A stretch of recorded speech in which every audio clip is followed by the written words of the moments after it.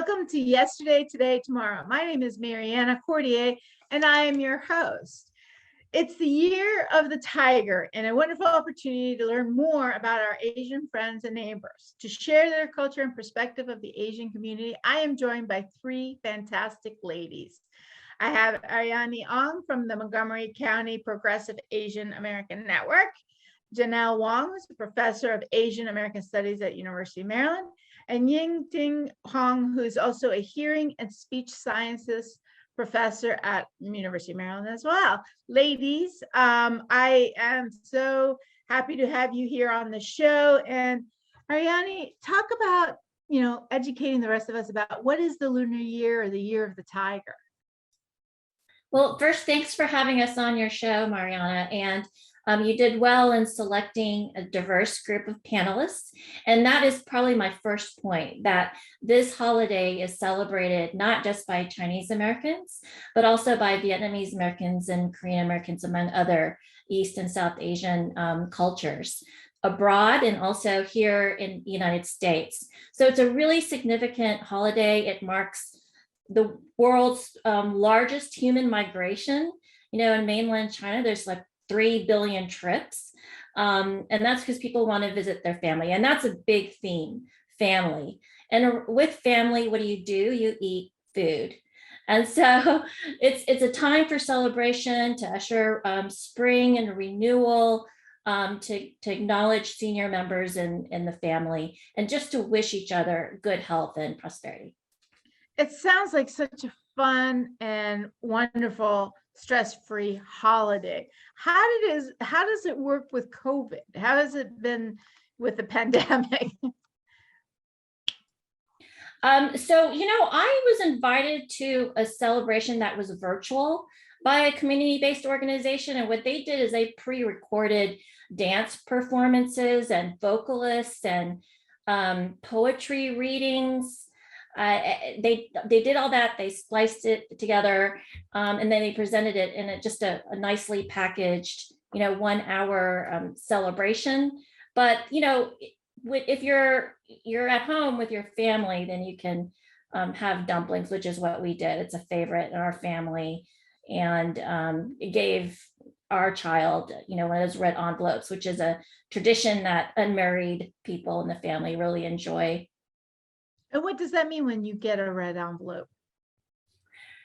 So it's a tradition where those members in the family, first of all, they're kind of acknowledged by the younger members. And so some, they pay respects.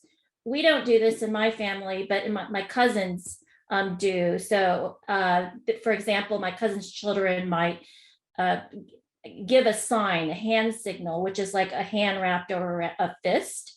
And then they hold it up and they shake it as a sign of homage to, like, my uncle, so their grandfather. And so we do this in other holidays too, just to pay respects to those who are deceased, those who are older. And in exchange, running through that same dynamic, the senior members can also gift red envelopes full of money to children, unmarried children. They're usually embossed with gold, might have pictures like flowers on it. And for me, just to personalize it, I wrote a note to my daughter. That's really awesome. And what a wonderful way to, include and reflect on, appreciation for our seniors. I know in the Latino culture, we have them in the home many times and taking care of them. And the family is more extended than just the nuclear, as opposed to, other, Anglo traditions. But you mentioned that the panel is very varied. Why did you say that? So that the audience understands the differences. Yeah, so I was talking a little bit with Yi-Ting, and I found she's first generation, which means that she immigrated here and from Taiwan. And I was born here. I was born of immigrants who came from Indonesia, who are ethnically Chinese. So that makes me second generation, and also represent the diaspora. And Janelle, we were remembering that you were maybe like fourth, fifth, sixth. Yeah, I'm sixth generation. First Well, that's a generation in perfect, Maryland. that's a big segue. That's perfect. That's why I did that. So Janelle, tell me about you and your family and what does the Lunar Year mean for you guys? So I'm going to be honest, the Lunar New Year is not something that my family celebrates regularly. For many, many decades, I went to my grandparents' house in San Francisco, California, and we would have a multi-generational celebration. But it has been pretty hard to sustain for me, moving to Maryland, and I think we ordered out from Chinese, and but I didn't do a lot of the different activities. I do think what Ariani is pointing to here that is interesting is that, there's not only generational differences within the Asian American community and Chinese diaspora, but there's also quite a lot of variation in Montgomery County. So Chinese are a third of our county, and people from India, Indian origin, are another third. And then another third are people from other places like the Philippines, Vietnam.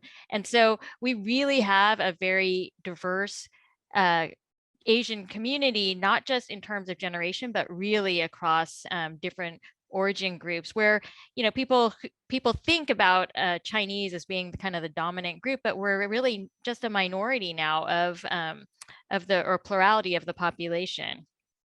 That's really an interesting bit of information, because I don't think people generally understand that it's not just Asian, it's Asian Pacific, that the region is quite diverse and there are multiple different traditions. And so, how would you invite people who want to know more and be more educated on this? How do they get to know better the communities, the varied communities? Janelle. Oh, I saw Yiting wanting to jump in. So, okay. Thank you. No, I think,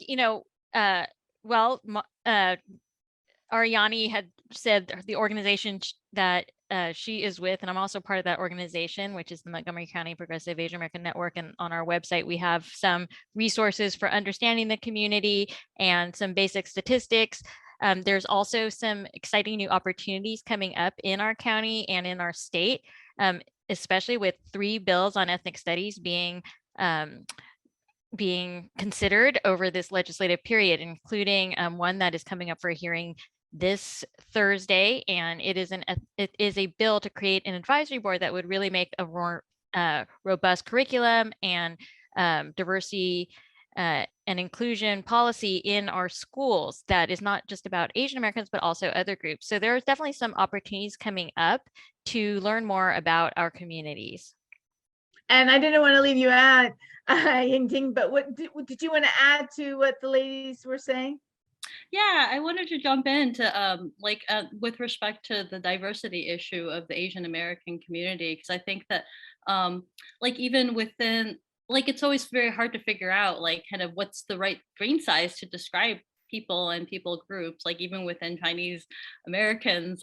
My family's from Taiwan, and so there's all the geopolitical issues that are associated with being, we had this discussion about is being Taiwanese American, is that a 2 nationalities or an ethnicity plus a nationality, and all of these different descriptions and all the different languages that are covered under Asians. It's quite striking that there are people who are from the same continent, and yet there are just multitudes of languages that are spoken in different countries and also within the same country.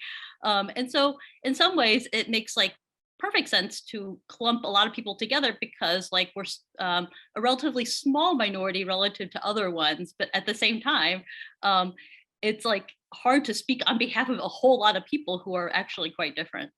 It's actually quite complex. I mean, I know that you're, a speech and language expert. And so I imagine when you're looking at how to teach, for instance, new immigrants in the United States, children in school, how do you communicate with them to be able to teach them? And that's quite the challenge. I mean, how is that approached? Yeah, no, I think that the issue of education is huge, especially for the first generation immigrants, because even when you go to Montgomery County Public Schools, you see the translations of all these different languages, and that is just a small sliver of all the communication systems that people are using. And I think that um, so my department, we work with the school districts to diagnose language impairments in kids, because we know that early diagnosis and intervention will help children do better in school. But this is a huge issue when we talk about first generation immigrants and multilingual children, because there aren't actually great evaluations, and most of the clinicians are primarily English speakers. And so there are many instances in which schools are waiting much too long they wait until the kid knows English. Right. Yeah, everything is in English. And so in order to intervene on their behalf. It really gives a lot of weight to that phrase lost in translation, right?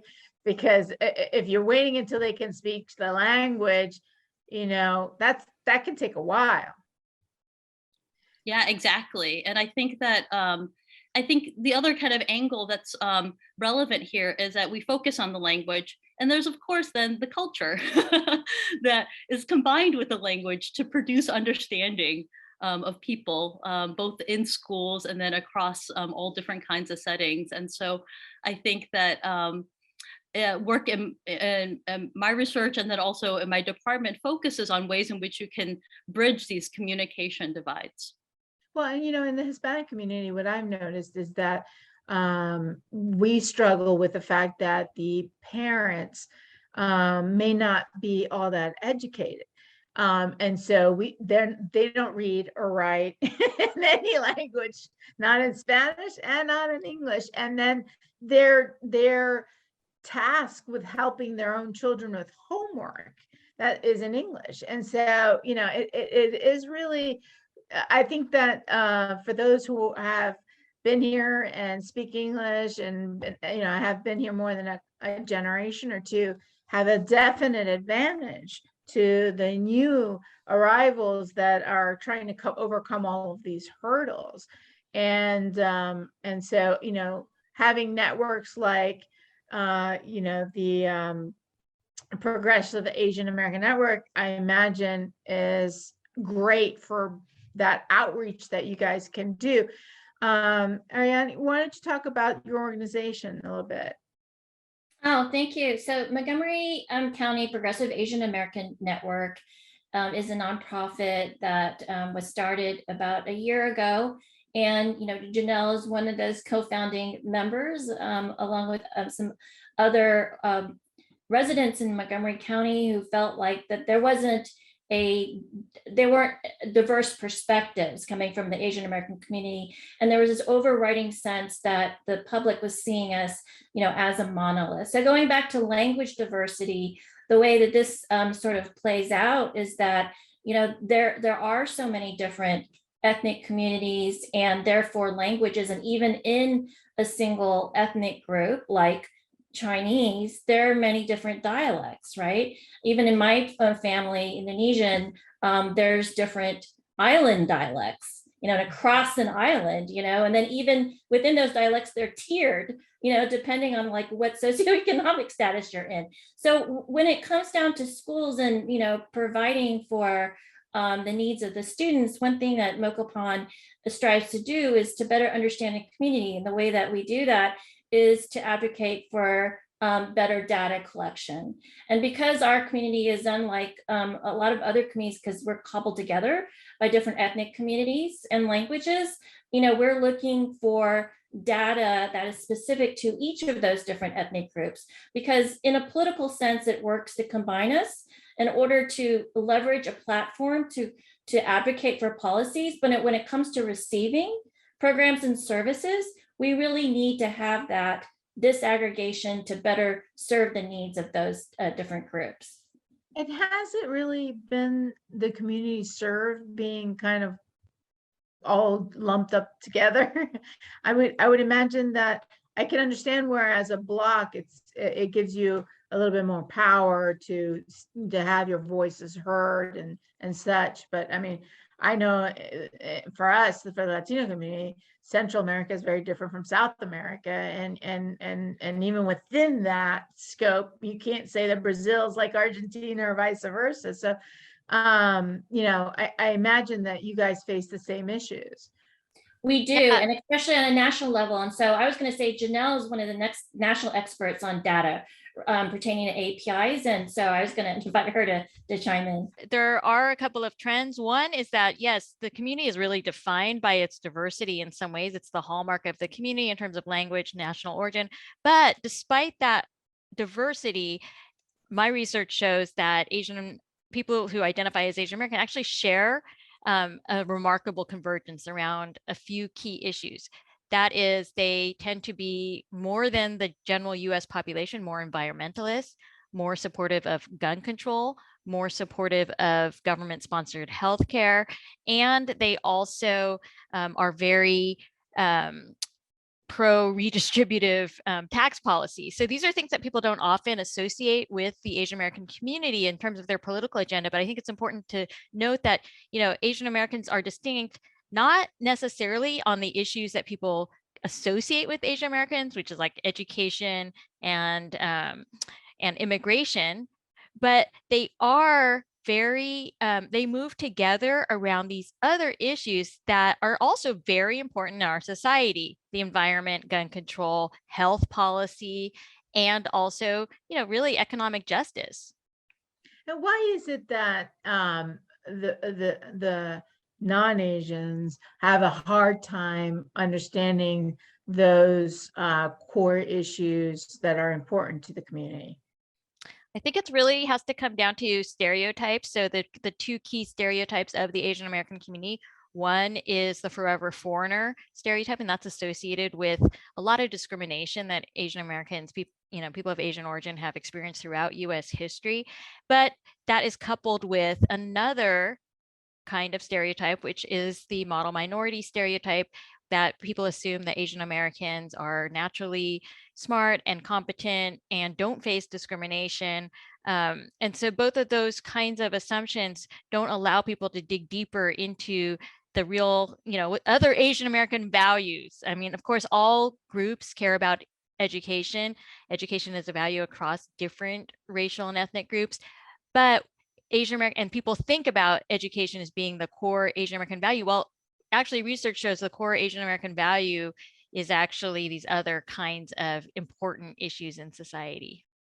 And so how do you outreach to other groups to raise awareness? Ariane, how would you do that? So, we have been interacting with the county government at all the different levels, the county executive's office, county council members. And, last year when there was a unity event that was organized by the county government in response very sensitively to the reported spike in, anti-Asian hate, Mokopan did put out a platform, a policy platform. And, what we wanted to do is to call for support to help the individual capacities of the organizations, because there are a lot of organizations out there, but they're like also under the radar, which means the constituents that they serve are also under the radar, right? And as Janelle said, we are not all one or two ethnic groups. We are many. There's a lot of Southeast Asian groups, for example. There's a census tool that showed that in one district, the Nepalese are like the dominant. Like, who would have thought, right? So we want to be able to connect with them, and doing that means on the ground, getting to know community leaders. But to do that, we need support for our infrastructure and for the community's infrastructure. And nationally, Janelle, how responsive has Congress been to the outreach and the request for awareness and legislation to assist the Asian Pacific community? Well, there has been a major, there was major hate crime legislation passed this past year to address not only hate crimes faced by Asian Americans, but also hate crimes that are experienced by other groups, not just racial and ethnic groups, but also around gender, around sexual orientation. So there has been some response. At the same time, Asian Americans are still, I think, working hard to gain the attention of policymakers in terms of we are one of the groups that is least likely to be contacted, for instance, by a political party.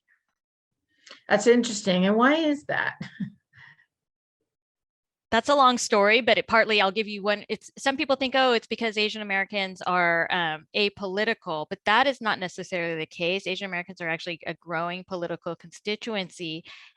We tend to be concentrated in fairly blue or non-competitive areas. So even in Texas, like as a swing state, we tend to be in the bluer areas of Texas. So part of it is geography and where our population is. A lot of us live in Hawaii or California, and those are not considered necessarily swing states, but within those states, we can have political influence in particular districts.